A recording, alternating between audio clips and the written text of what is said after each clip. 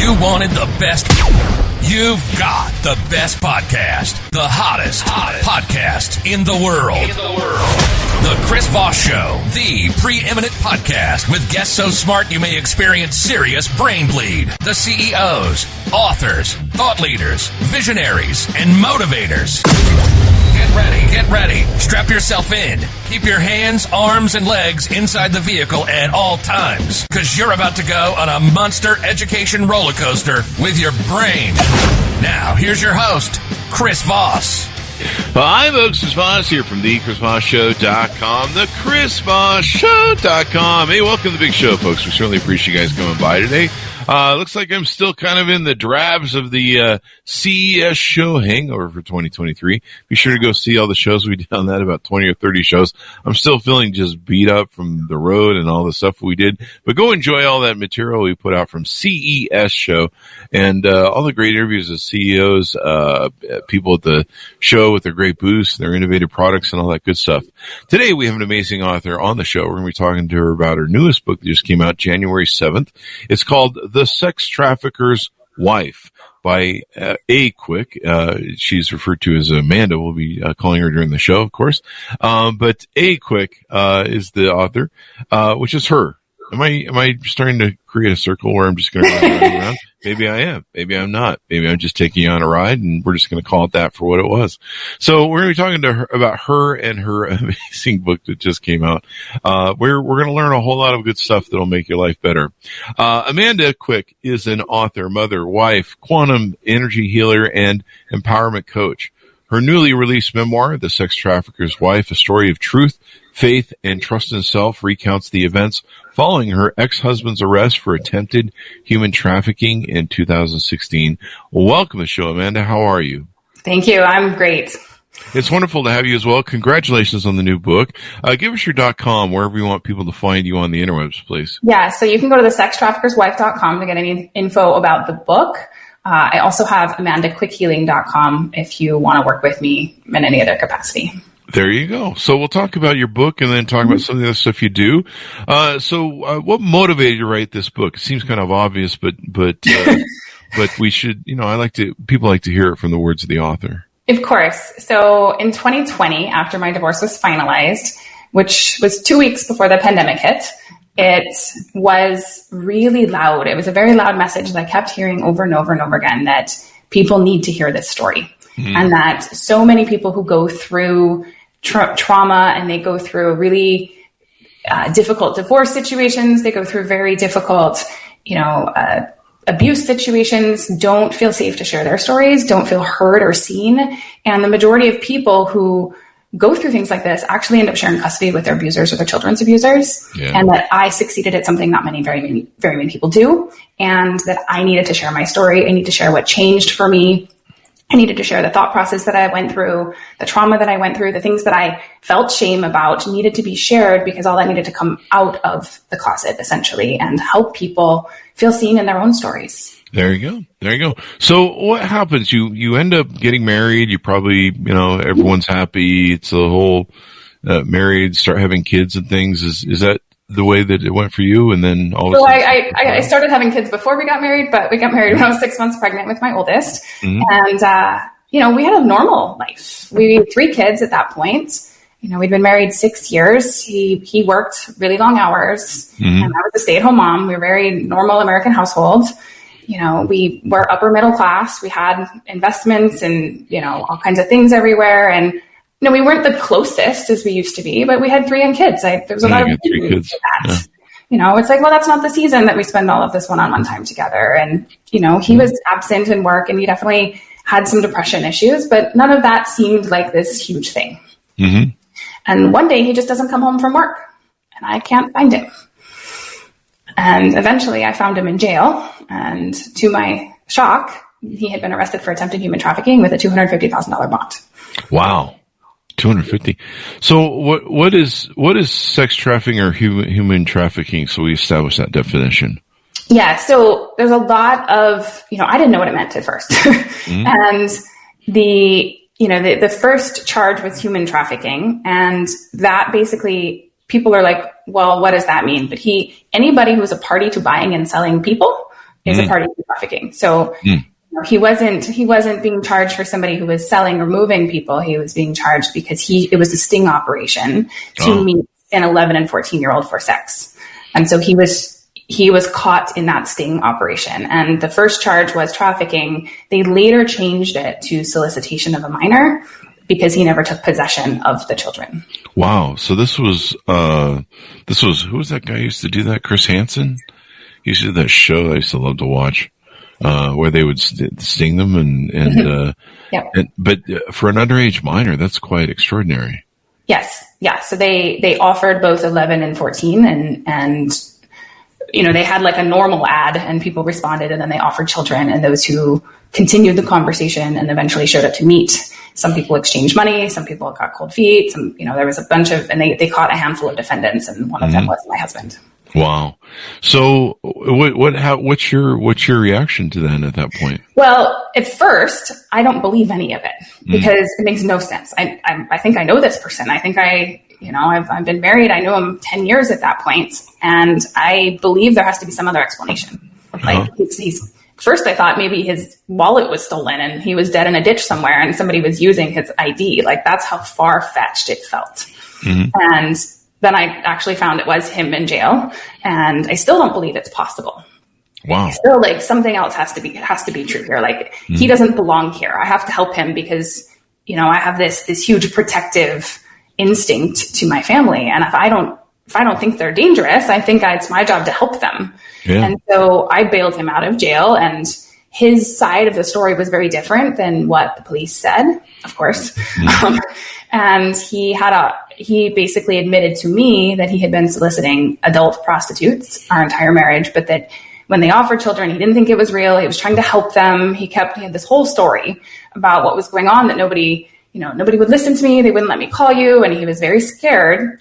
And while I wasn't very happy to learn that he had been cheating on me, I also didn't understand why he was then being accused of trafficking minors, and felt like that they didn't equal each other. And so I chose to stay and support him through the criminal trial because I believed my children deserved to have their father in their lives. And I didn't believe he was dangerous. I didn't believe that he was what they were saying, and that he had his best chance was if I stayed and supported him, and that we would figure out later how to deal with his sex addiction and the infidelity, and that people do recover from those things. And so I sort of shoved it all down and said, let's get through this part first. And so then what happens? So then, criminal trials, I didn't know anything about how any of that works either. Sure. And they're very slow and they're very drawn out. And, the offendants get evaluated for various things. And there were new disclosures that were made, but nothing that was particularly alarming when it came to attraction to children. And he ended up being offered a plea deal. And most of these cases get pled out, which people don't realize is, even though they get charged with a really big felony charge that looks like they're going to go to jail forever, most of the time they get offered plea deals with very low sentences. And he actually was offered a plea deal with only 4 years of probation, no jail time whatsoever. So we can have the conversation about how a privileged white man in America doesn't go to jail for trying to have sex with children, but that's what happens. Yeah. Wow. And at the time, we were grateful. Like, okay, we're going to have a time to recover. He can get the help he needs. All of these things. My family can get back together. And at the same time, in the state of Colorado where we were, there was also a new Supreme Court precedent set that said, though, that people who are convicted of a sex offense don't lose their right to parent. And so even though as a sex offender on probation, wasn't allowed around other children, he was allowed to move back home with his children. Wow. Because their right to parent basically supersedes that. Which, at the time, it was like, okay, we can put our family back together. We can, get help. My kids had their dad back, which they were ecstatic about. And, try to figure out how do we recover our marriage. And his mental health was struggling, and I realized I had to go back to work, even though I hadn't worked in a long time, but I didn't want to be financially dependent on somebody who was no longer stable. And I started to go back to work, and I started to realize that I couldn't really stay married to him. And as much as I wanted to repair the marriage and I wanted to keep my family together, there was too much. There was too much going on. It felt like there was ghosts in the bedroom with us. Like there was there was so much that I didn't know, and I could feel it, even though I didn't understand it. And so I started to pull away, and I started to, didn't want to date other people even, because I was looking for comfort in other places and people who could hear me and understand me. But I was also terrified that people were going to find out my connection to his offense, because it was public record. It was in the paper. It was in the newspapers. And then after a year had gone by, unless you knew him directly, you probably didn't remember, but I didn't want anybody to put the pieces together. Wow. And so I was really pulling myself apart, because on one hand, I wanted to keep my family together. And on the other hand, I didn't know how to be okay anymore in that marriage. Yeah. Yeah. And once I started to separate from the marriage, I also started to see his mental health start to deteriorate. And he basically started alienating the children and say that I was the one who left the marriage and I was the one who left them, and mommy won't forgive daddy, and that's why we can't live together, and things like that. And so my children started to pull away from me also. And eventually he also filed for divorce and tried to kick me out of the house, claiming he was the primary parent. And so the manipulation started at that point. And didn't know how bad it was. I still thought my kids needed their father. People are upset when people file for divorce, like all of that, and just trying to figure out how to get through my days. And at the same time, part of me knew there was more going on. I just didn't know how to prove it or what it was. You just have that suspicion. You have the suspicions, but you don't have any evidence. You don't have proof. And because I had stayed and supported him through the criminal trial, from a legal perspective, it looked as though I supported him and him being a father. And so, when going through a custody case, I basically had to prove differently now. And I had to have evidence of why I would believe differently. And it couldn't just be because I feel it. That's not adequate for family courts. And so we started gathering information. We hired parental rights evaluators, lawyers, all of that. And we had full psych evaluations done, the whole thing. And some personality disorders started to show up. And, I'm psychologically normal, but it's good. It's good confirmation for me. That's good. The stuff between my children and I started to get worse and worse and worse. And they had become to the point where they were being physically violent with me to not come to my house because of what they were hearing from their father.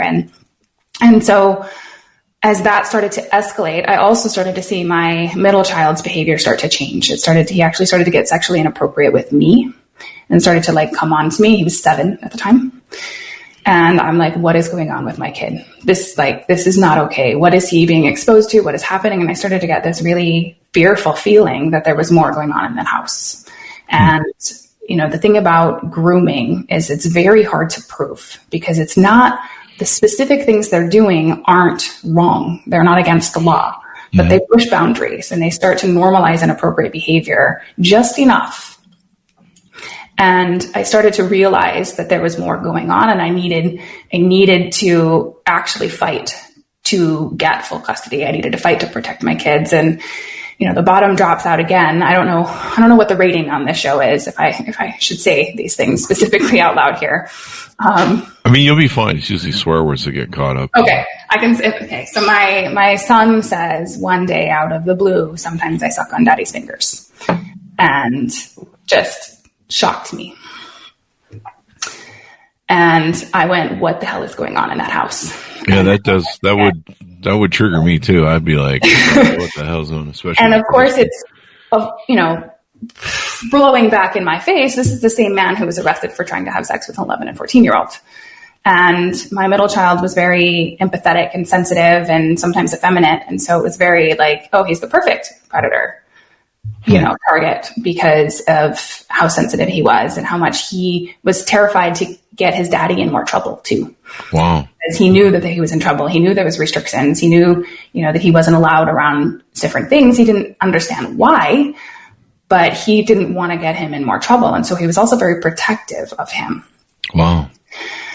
And so speaking to therapists and all of those people, my child's therapist actually told me that I should ask him to show me what that meant, show me what the game is about, kind of a thing. And it's as bad as you can expect when I asked him. And my God. She said if he had shown me that, I would have to report it. I'm a mandatory reporter, or I would have to report it. And so I was able to report it, because when you're in the middle of a custody dispute, anybody making new accusations is really watched closely, because if you're potentially trying to alienate or make things up to further your case, they take that very seriously.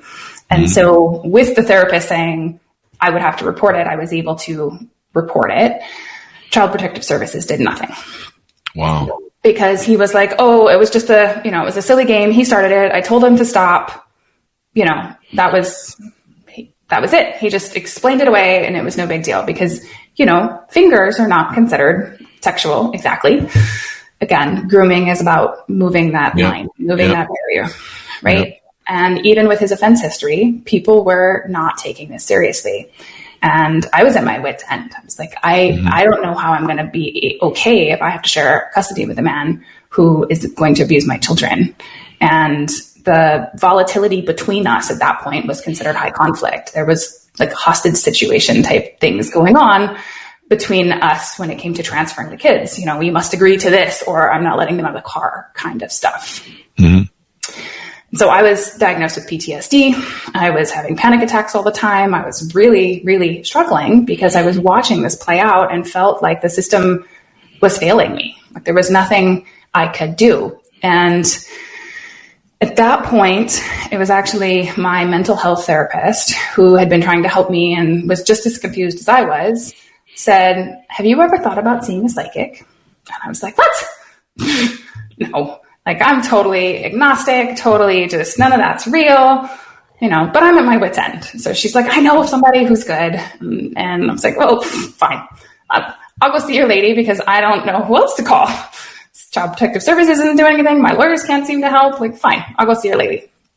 And, I don't believe in it, but I'm willing to try. And I go see this lady, and she starts telling me about how there's this past life that she's seeing where he beat me to death in front of my children. And my body starts to have this fear response as she's telling me the story. And I'm like, what is happening? And I start to realize that I'm terrified of the man, because he'd never lay a hand on me, but I was terrified of him. I would have real fear responses, and there was stalking-like behavior happening, and the mental and emotional manipulations that I had been experiencing triggered this huge fear response in me. And I was scared to stand up to him. I was scared of what he was capable of. I didn't know what he was capable of. And I really felt like on some level I had been hiding because I was so scared. And she says, you have to get a grip on that fear. You have to you have to realize that fear isn't now, and that you need to not operate from fear. You need to stand up to him. You have the right to own property in this life. You have the right to do different things. And she says, and then she tells me that there are more people who are willing to help me, and that I need to stop. I need to basically keep going. And that it looks like I'm doing everything, but on some level, I hadn't really made the decision that I was done with him completely. Because part of me wanted him to get better. I wanted my kids to have a relationship with their father. I didn't want to believe I was in the situation I was in. It was still so unbelievable to me. And she said, you have to decide that you're done with this pattern, that you're done trying to help somebody who doesn't want to be helped. Mm-hmm. And you have to basically put yourself and your kids first. Mm-hmm. And so I stood up and I said, okay, I'm done. Yeah. I'm done. I can't do that anymore. And, I left her office with a new bit of motivation, and like, okay, somebody can help me. And I had this realization, everybody knows somebody. Everybody knows somebody, and those somebodies know somebody. And, if the regular channels aren't working, there are different ones I can find. And, I went back to work, and a coworker told me that she had an uncle who worked for ICE, and kind of wanted to contact him. She's like, I don't like what's happening. I don't like that nobody's helping you. And they put me in touch with Homeland Security, who put me in touch with the arresting officer back in 2016. And they vowed to help me. And then the district attorney unsealed the case file, because I had never seen the truth of what happened in the criminal case. Oh, really? It was sealed? they don't ever show the family because they think if they're going to go to trial, they need to keep their evidence protected. And they seal it because it has identifiable information. But as soon as they redact that identifiable information, they can unseal it and it becomes public record. Wow. And so he said, I can do that for you. I can redact what needs to be removed and then I can release it to you. I said, please. And so I was able to read the text transcript between my ex and the undercover agent, and all of the what ifs and maybe that wasn't what happened. All of that went away once I read that. Wow. Yeah, because you're seeing the whole conversation and seeing the truth. And I've been married to him. I had 3 children with him. I knew some of his preferences in a sense, and I was able to read that and understand. And I started doing more things to listen to my kids. I started stop being so frustrated with their behavior and realized that they were just as traumatized as I was. And they needed to be heard, and they needed, they were confused when their dad was telling them one thing and when they were asking me about it, it was them trying to understand their world. And I started recording conversations with them. I started reading them books about keeping bodies safe and private parts private. And I received more disclosures from them by doing that, because there was a place in a book that says, if anybody shows you pictures or videos of naked people, that's a red flag. And my son goes, well, it's okay if it's animated, right? What? Yeah. And he disclosed to me that his dad was climbing into his bed in the middle of the night, and I was able to get that recorded. And so we went to court 6 weeks after my meeting with that psychic with a 3-inch binder full of evidence of everything that was going on and all of the reasons that I was in the state of mind I was in, and the reasons that I no longer supported him. And that was the first time I really got to stand up in court and fight. And after that court case, the day before my 33rd birthday, 2 weeks before the pandemic hit the world, my divorce was finalized, and the judge completely removed all of his overnight visits, reduced all of his time to just a couple of afternoons, and gave him 6 weeks to comply with a large set of requirements, more evaluations, more therapy, all of these things. And if he did those things, he would be able to have some time. And if he didn't do those things, he was only going to ever get supervised visitation. Oh, wow. He did not a single one on the list. And 6 weeks after that, his time was reduced to only supervised visitation, which he never has exercised. Wow. And it has now been 0 contact between us since April of 2020. So he's not around the kids at all?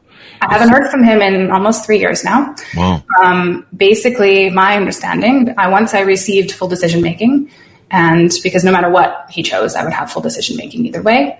And once he no longer had control of me through the children, he stepped out. He didn't choose to participate in their lives in any capacity. He hasn't paid a dime of child support. He hasn't done anything. And honestly, it's as hard as it is for my children to have lost a parent. They are safe. They are happy. They are healthy.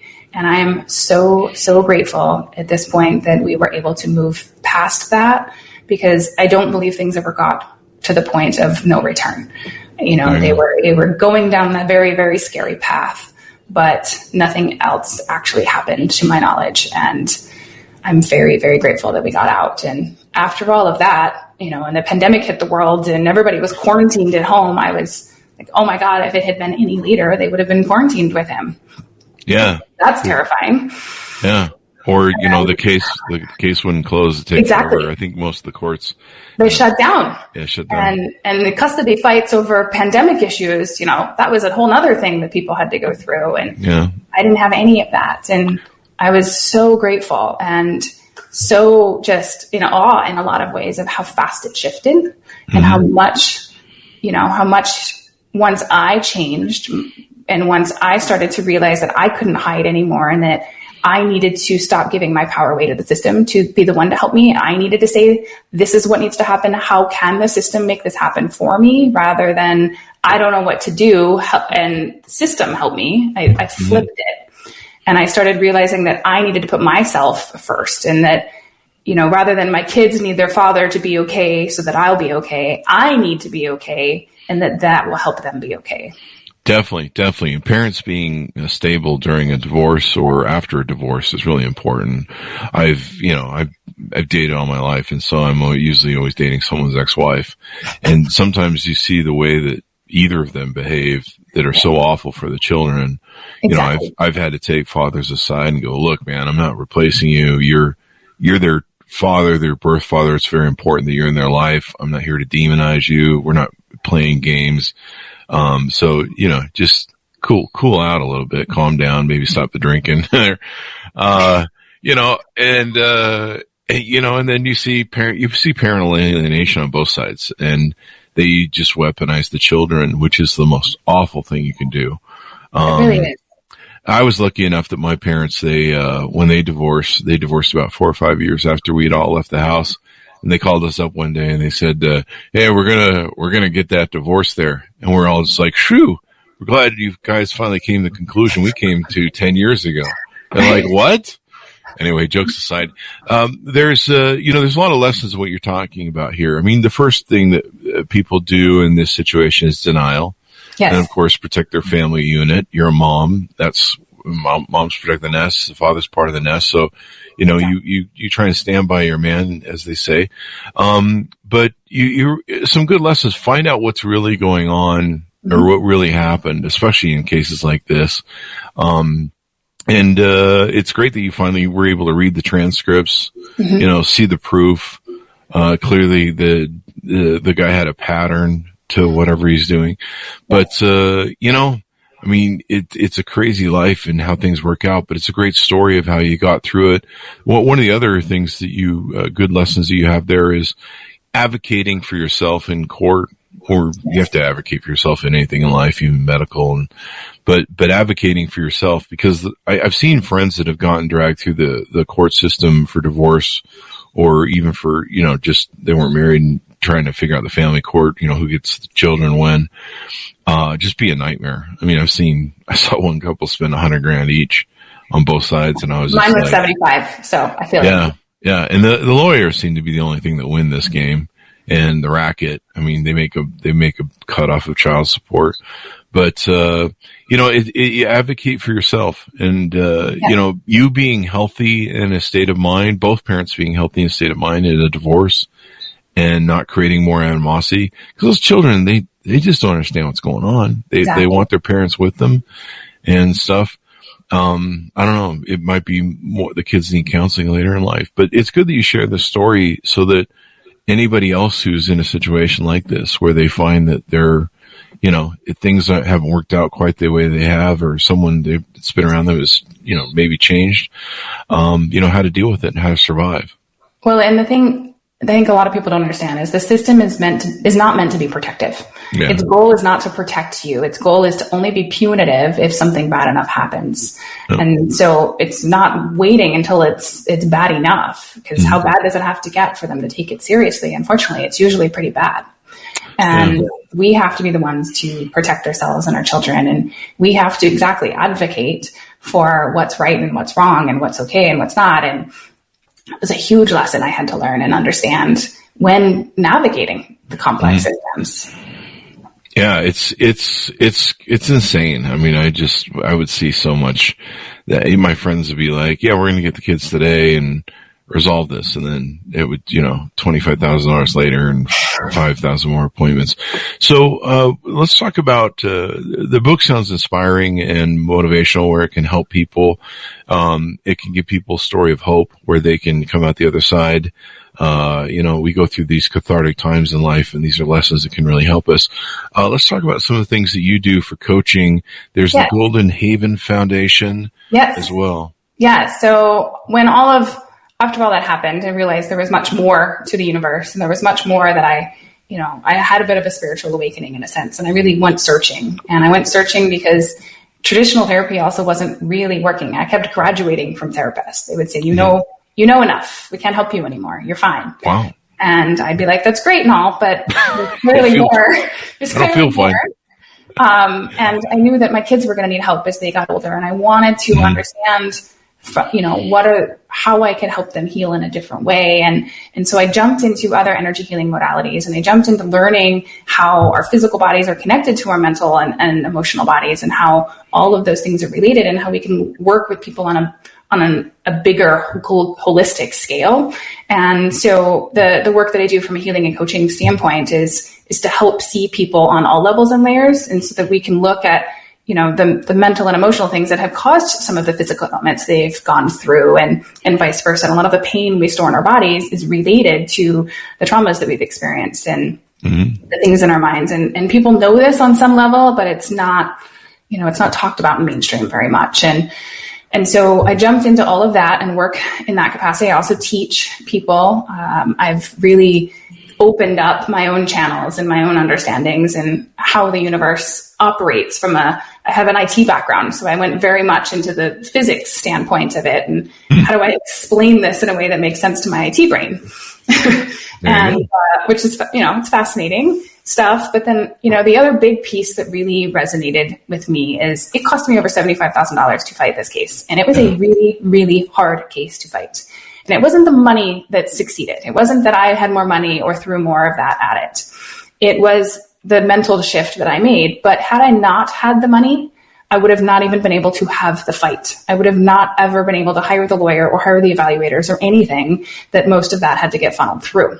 Wow. And the reality is that people don't have access to that. And especially women of color and underprivileged communities, they don't even have the ability to think about having a fight like that. Oh, yeah. The amount of people who end up sharing custody with their abusers and their children's abusers is astronomical. And that there was a huge part of me that went, that's not okay. People deserve to be safe in all aspects of their lives. And that just because, somebody is biologically their father, if they are abusing their children or abusing their ex-wife, that those things need to be taken seriously. Definitely. And so I am in the process of starting a foundation. I've filed the initial paperwork, but very, very early stages of creating a foundation in which I want to do something about that. I want to make a place where people can apply for cash grants, where people can go through some education and understand the mental and emotional shifts that need to happen in order for you to take back your power and start to advocate for yourself and start to get a grip on some of the emotional stuff that you go through so that you can actually make those actions. And I want to put together a community of people who've been through hard things, because we don't talk about this stuff enough. Yeah.